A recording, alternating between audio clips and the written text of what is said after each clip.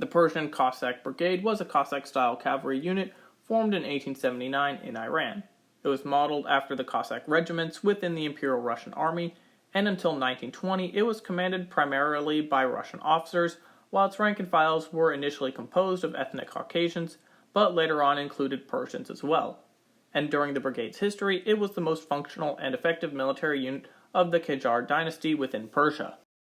Acting on occasion as kingmakers, the force of Cossacks played a pivotal role in modern Iranian history during the Persian constitutional revolution, the rise of Reza Shah, and the foundation of the Pahlavi dynasty. But today's video is primarily going to cover the unit's part in World War I and its aftermath in Persia.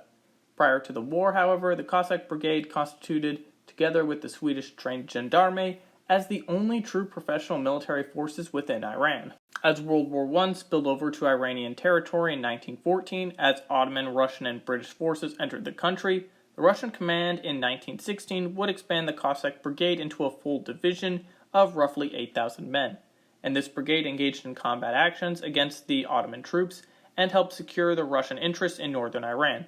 The British would also create the South Persia Rifles to perform the same function in southern Iran for the British as the Persian Cossack Brigade did for the Russians. However, in 1917, the new Bolshevik revolutionary government, led by Vladimir Lenin, had renounced all of the special rights held by Russia within Iran, and followingly ordered the withdrawal of the Russian officers from the Cossack Brigade. And after the Russian Revolution, the British took over the Cossack Brigade and removed Russian officers, replacing them with British and Iranian ones. Besides replacing the officers, the British also paid the wages of the Cossack Brigade from December of 1917 onwards. The majority of the 50,000 Russian troops in Iran started to leave that December, and through the Cossack officers, they were almost uniformly White Army rather than Red Army within their political views, and almost all of them wanted to return to Russia to fight against the Bolsheviks. This was an important transition point in the history of the brigade, as it now came under complete British and Iranian control and was effectively purged of all Russian influence. After the end of World War I, Iran found itself devastated and divided as various regions of the country had broken away.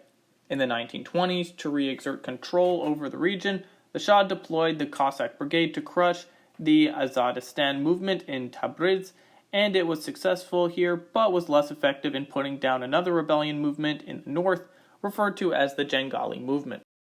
By 1919, Iran had quickly descended into a failed state, with the provinces ruled by warlords whom the Shah in Tehran had no control over. With Iran in chaos and facing fragmentation, there was a political vacuum within the capital, which had no functioning government. It is in the context of the fragmentation and disorder that Reza Khan, who was an officer within the Cossack Brigade, rose to power as Iran's most powerful man on horseback who would save the country from chaos. At the same time, there was an ideological face-off between the new Bolshevik government in Russia and the British Empire. Much like the leaders of the French Revolution, Lenin saw it as his mission to spread his revolution around the world. The Bolsheviks supported the Persian Socialist Republic in northern Iran, as well as the Jengalis, as a way to promote the revolution to spread throughout the Middle East, which led to fears in London that Soviets would be exporting its revolution into Iran. The British had first considered the idea of partitioning Iran with the oil-rich province of Khuzestan to be turned into a protectorate, but that idea was turned down as they decided it would be better to have a strongman leader in Tehran who would place all of Iran in the British sphere of influence to counter the Soviets. Additionally, the Anglo-Persian Oil Company owned the oil concessions in Khuzestan, and from the British point of view, it was considered essential for reasons of national security to have a source of oil that was under British ownership, or at least protectorate status. Now, Reza Khan had joined the Persian Cossack Brigade when he was 16 years old, and became the first Persian to be appointed as Brigadier General of the brigade. Like most Iranians at the time, Reza Khan had no surname and only adopted the surname Pahlavi in 1925 when he became Shah. He had risen rapidly through the ranks of the brigade following the British purge, and he had learned much from the previous Russian officers. On January 14, 1921, the British General Ironside chose to promote Reza Khan, who had been leading the Tabriz battalion, to lead the entire brigade. After Ironside promoted Reza Khan, members of the brigade approached Alexander Khan Setania as chief of staff of the brigade to consider opposing Reza's rise. As he had been fond of Reza when Reza had served under his command, Setkanian chose not to oppose this takeover.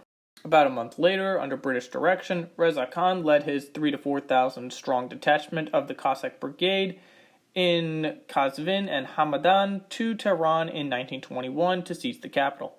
With this coup, Reza Khan established himself as the most powerful Persian within Iran, and although the coup was largely bloodless, it had faced little resistance, and Setkanian remained one of the last generals to pledge his loyalty to the new Shah. Seeking his assent, Reza would visit Setkanian at the Davidkanian mansion on Seppa Street, and while circumnavigating the pond, Setkanian pledged his loyalty and subsequently sat for a portrait in full regalia under the new regime. Reza Khan's later modernization and enlargement of the army would use the Cossack Brigade as its core. With this new expanded force, the Cossack Brigade, led by Reza Khan, would launch military actions to eliminate separatist and dissent movements within Tabriz, Mashhad, the Jengalis in Gilan, Simko, and the Kurds. The brigade, with a strength of 7,000 to 8,000 men, was merged with the gendarme and other forces to form the new Iranian army, which included 40,000 men and would be led entirely by Iranian officers, and many of them would be friends of Reza Khan from his days as an officer within the Cossack Brigade.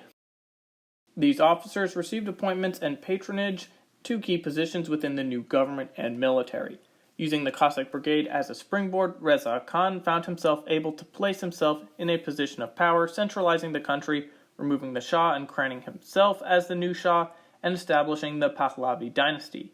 Interpretations and historiography of the Cossack Brigade is colored by ideological considerations. You see, during the early years of the Bolshevik regime, virtually everything existing in Russia prior to the October Revolution would be painted very negatively, and the Cossack Brigade was portrayed by Soviet historians as a murderous tool of Russian imperialism within Iran, which is something that the Soviets would maintain in their history until 1945. In addition to Lenin's portrayal of Russian imperialism, the Cossacks would constantly be portrayed negatively throughout Soviet history, not just because of their role against the Bolsheviks within the Russian Civil War, but also in the Second World War. The Cossacks were portrayed as hostile and traitors who were also war criminals.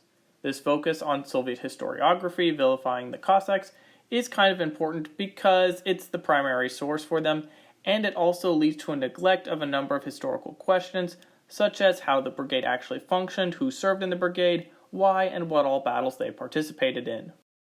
After the Second World War, the Soviet Union initially refused to leave their occupation zones in Iran and sponsored separatist governments within Iran, Azerbaijan, and Iranian Kurdistan. When Western historians started to portray Soviet foreign policy in Iran as merely a continuation of Imperial Russia's foreign policy, the Cossack Brigade was promptly forgotten by Soviet historians and would never be mentioned again. So you can see that in this historiography, the Cossacks went from just constantly being negatively portrayed to just absolutely forgotten. In Iran during the Pahlavi era and in the Islamic Republic, Qajar Iran was portrayed in a very unfavorable light. The fact that Reza Khan, the founder of the Pahlavi dynasty, had been able to become Shah because he started his career in a Russian-trained unit was regarded as somewhat embarrassing by historians within Pahlavi Iran, which again shows how skewed a lot of the source material is for the Cossacks.